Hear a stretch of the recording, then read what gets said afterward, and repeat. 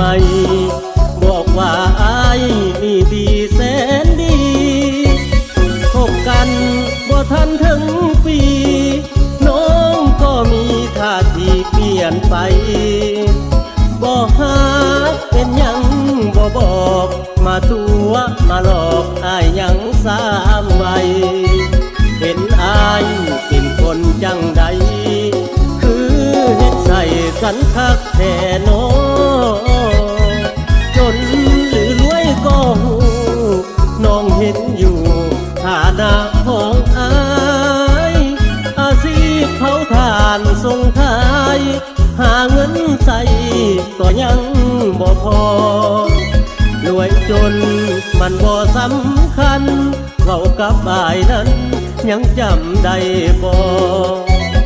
น้องสร้างลืมไว้แท้นอบอกได้บ่เหตุผลของนางหรือว่า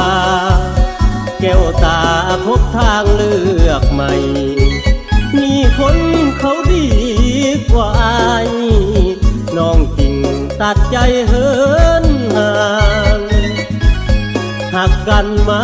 ดนทิ้งคนจนแบบนี้บ่นางเมื่อลมกลางวังบ่ถึงฝั่งเสียแล้วโนอาย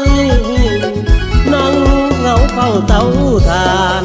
คิดเห็นภาพเหตุการณ์สองเฮา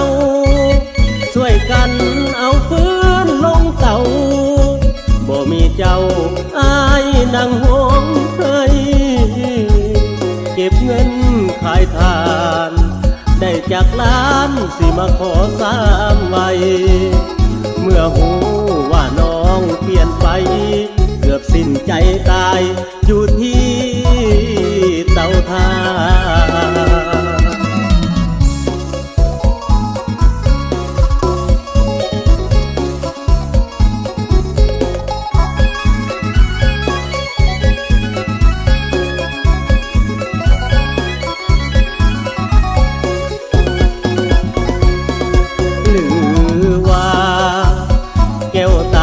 พบทางเลือกใหม่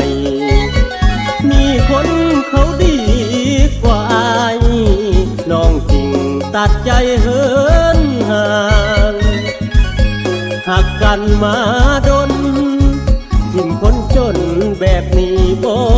นางเมื่อลมกลางวังบ่ถึงฝั่งเสียแล้วโนอายนั่งเหงาเฝ้าเตาถ่านคิดเห็นภาพเหตุการณ์สองเฮาช่วยกันเอาปืนลงเตาบ่มีเจ้าอายนั่งห่วงเคยเก็บเงินขายทานได้จากล้านสิมาขอสามไว้เมื่อหูว่าน้องเปลี่ยนไปเกือบสิ้นใจตายอยู่ที่เตาถ่าน